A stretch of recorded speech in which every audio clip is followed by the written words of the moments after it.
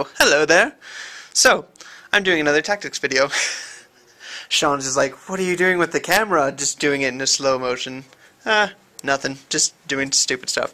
Alright, so, in the comments, the most popular vote was for Ogre Tactics. The problem is, I haven't looked at it all week, and I've totally put it off, so I'm totally sorry. I will do Ogres at another time.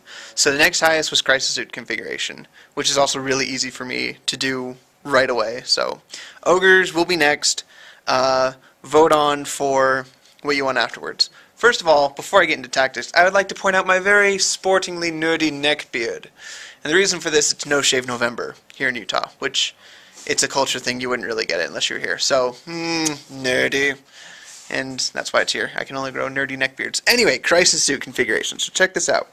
I'm just going to go through and kind of show you. Just go from neck beard to Crisis Suit Configurations? I tried to explain No Shave November. It's not a criticism. I think it's great. Alright, so I'm going to take you through a couple of the Crisis Suit configurations here. And then also stealth suits and broadsides, because I consider them suits. So I'm going to start with my favorite one, which is the missile pod and the plasma rifle with a multi-tracker, or as the internet sometimes knows it as, the fire knife suit. Now I like this one because it can deal with pretty much everything. It can take things from medium to light tanks, it can take heavy infantry, it's not very good against hordes, and it is rather pricey. A fully kitted out squad of 3 with this is 191 points, and that's with the team leader, but I'll go back to that later. So good things about this is AP2, strength 6 and 7, it's an autocannon. Both have very long range, which Tau is what you need to do. You need to sit back and shoot with them. The good thing about the plasma for Tau is it never overheats. It's a lower strength, but I'll take that over not overheating. Alright, so that's the fire knife suit. Next is the double missile pod suit. Ignore that plasma rifle. Just ignore it. It's just how I kit this out. But the double missile pod, or Death Rain, I think it's called on the internet, usually has either a targeting array to give it a higher ballistic skill. Some people put a flamer on it. I don't advocate that, or whatever that word is. Mostly because I don't like flamers in general on crisis suits, because the theory is if you can use the flamer, you're in a really bad spot, because whatever is there, you either don't have enough to kill whatever's there and it will assault you, or it doesn't have a high enough strength or AP and it's going to kill you because it will assault you. And Tau are awful in assault. I'll say it again because I've said it in like the last 2 videos. But anyway, back to Death Rain. It's twin-link missile pods, which is really good. It's a twin-linked autocannon. Very good at taking down armor. The reason for a targeting array, so it's ballistic skill 4. I think the suit comes out to about, what is it? It's about 150 points for a unit of 3. Very synergetic with Tau, but taking, depending on fire knife, or actually this works for any doubling, so double plasma rifles, double missile pods. It's basically, depending on what you get, depends on which kind of suit you'll take, either doubling or one like this. And that deals with your fast attack, actually. Your fast attack, it's either Pathfinders or Piranhas. If you go more Piranhas, you want this suit so you can hit more often. Or if you take Pathfinders, like 2 units of Pathfinders and a Piranha squad, which I usually take, you take this one because the Pathfinders can help you hit better. Whereas if you just take all Piranhas, go with this one because you don't really need the marker light support. And that's for that. If that's confusing, please tell me in the comments because I'll try and fix it. No, not really. I'm tired of Tau videos. I want to do something different, which is Ogres next. Next is this one, the Flamer suit. Now I have one painted up just for giggles. It's really fun. I have to admit, putting down a flame template is probably the funnest thing to do in 40k. But as I said, for crisis suits, it's not good because you're just going to die the next turn if you can use it. This is actually the cheapest configuration you can get for a crisis suit, is the Flamer Burst Cannon multi-tracker. It comes to like, I think 39 points, I think. Something around there. Really cheap. It's just a toy pet unit that I use in Apocalypse, which they drop down, flame something. It's really fun, and then they die the next turn. Every time. I haven't found a use. I haven't found a use for the Flamer yet on suits, or the Burst Cannon for that fact. Because you already have so much Strength 5, AP 5, it's just not worth it. So yeah, Flamers and Burst Cannons, just not right for the Crisis suits. Still trying to find something for it, but I'm not seeing anything whatsoever. Next, we have this guy. This is actually my HQ that I run sometimes, also just a pet unit. Rather fun. He's got two, what are they called? Fusion blasters, or to other people, to melt a gun. And the reason I do this is he drops down, and then he just melt a gun's a tank. It's rather fun. I do that because you get a reroll on the scattered dice with the Pathfinder tank. So this configuration, a little more risky if you don't have the Pathfinder tank. I enjoy it. I only do it on the HQ though. I wouldn't do it with a Elite Choice one, because you want as many suits as you can, because that's where most Tau's firepower comes from, is the Elite Choices, which are the Crisis suits. Of course.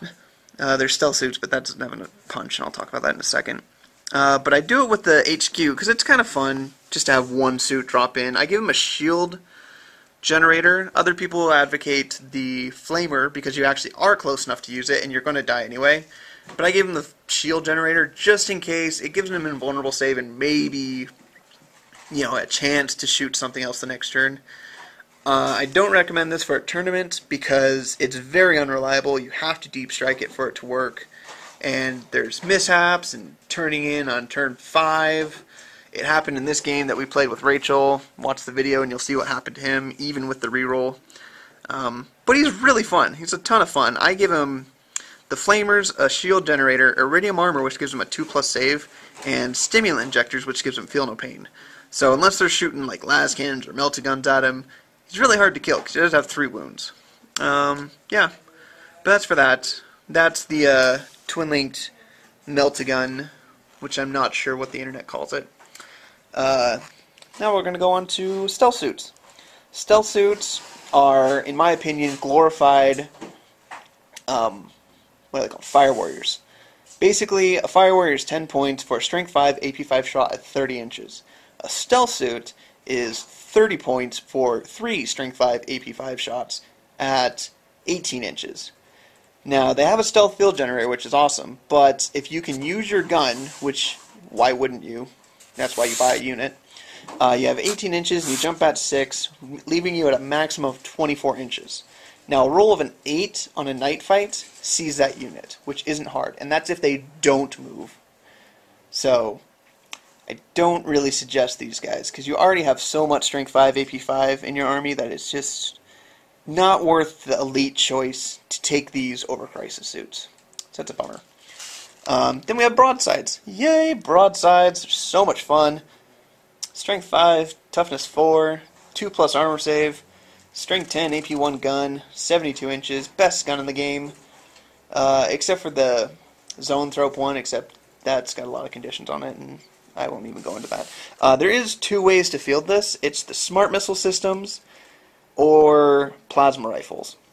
Now, I usually go with smart missile systems over plasma rifles because you have Strength 10 AP 1, which is, it's just too redundant to get plasma rifles. You've already got a gun like that. With smart missiles, if you have a horde coming towards you of termagants or something, like Tyranids or Orcs, it's better for each suit to shoot out 4 Strength 5, AP 5, ignores cover, or doesn't grant cover unless you're in area terrain. That's how smart missiles work. And they don't need line of sight. So it's better to have that than 1 Strength 6, AP 2 plasma rifle shot.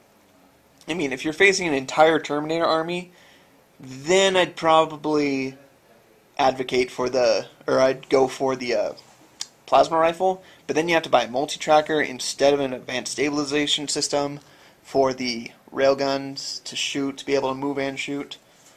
Yeah, just not quite worth it. Oh, by the way, advanced stabilization systems.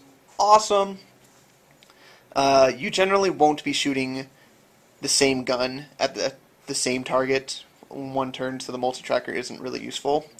But being able to move and shoot your heavy weapon, very good. Alright, so now that is basically what I just have modeled. There's other Crisis Suit configurations. My favorites still are these two. And then, like I said before, that depends which type you take, depends on which fast attack choices you get. And then there's this one, who's a pet. It's fun. But now I'm going to teach you a little trick about Crisis Suits. So, what I do with my Crisis Suits is I get 3 of them in my Elite choice, but I make one a team leader. See, that's him with the little white head, because he's different. So it's a team leader. The reason why I do this, it's 5 points, but I don't give him any hardwire stuff, because just not worth it. Here's why. You do this for wound allegation shenanigans. So like say a Meltavet squad of IG was right here. We'll make this our Meltavets template. Yes. So 3 Meltaguns, 7 Lasguns, okay? They shoot at these guys, they're going to shoot all their shots. Well, okay. Anyway, we'll just say they shoot all their shots. So let's say they hit and wound with all of their, or hit and wound with 2 of the Meltaguns. That's statistics. Hit on 3s, wound on 2s, we'll give them 2 of them. And then, let's see here, let's give them 5 las cannons, or las gun shots. What's the math on that? Hold on. Yay, Math Hammer's fun. So it's 3 wounds from the other las guns. So now here's how you can allocate this. I need some dice really